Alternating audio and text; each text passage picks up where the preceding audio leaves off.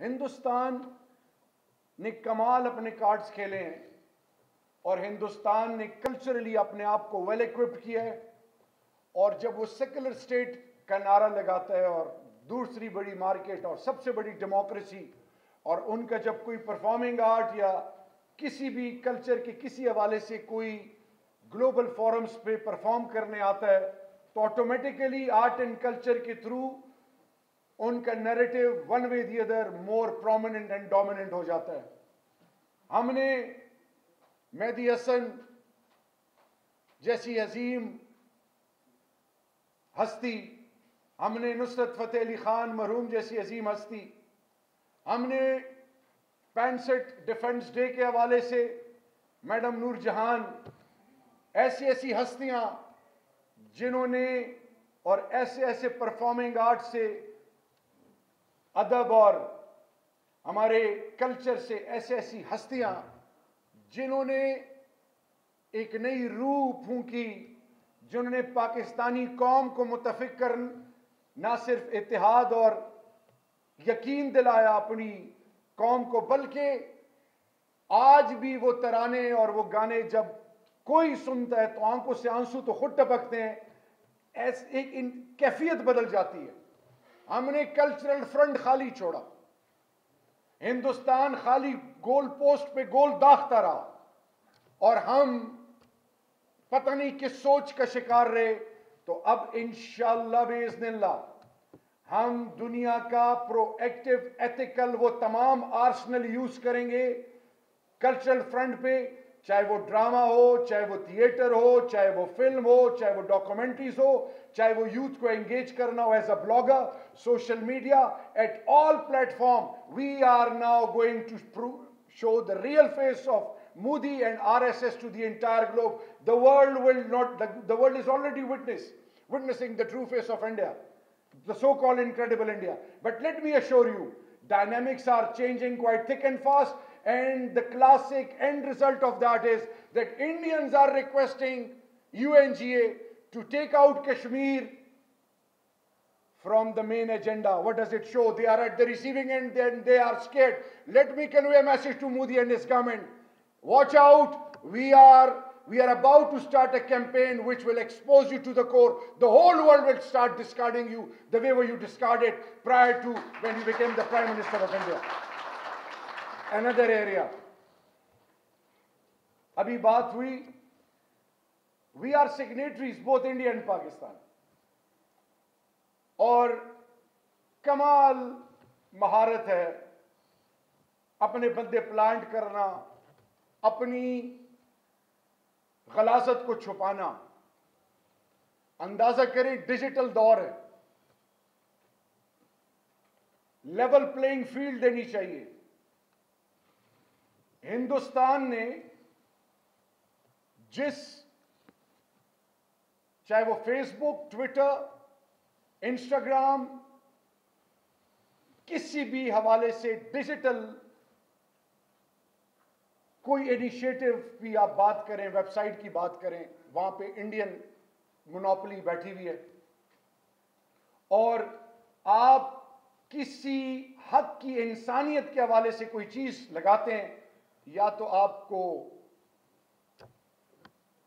Ban कर दिया जाता है या आपको मैसेज आता है डाटा रिमूव करें।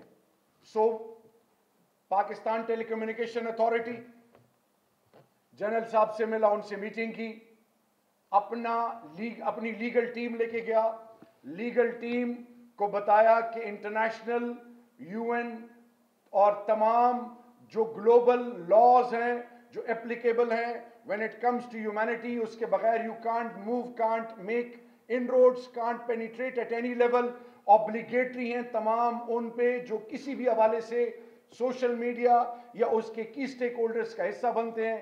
हमने उनको बताया कि क्या वजह है कि हिंदुस्तान दुनिया के तमाम उन एट्रोसिटीज जिसका हिंदुस्तान बुनियाद है उनको कंट्रोल एंड कमांड कर रहा है, और लेवल प्लेइंग फील्ड नहीं मिल रही।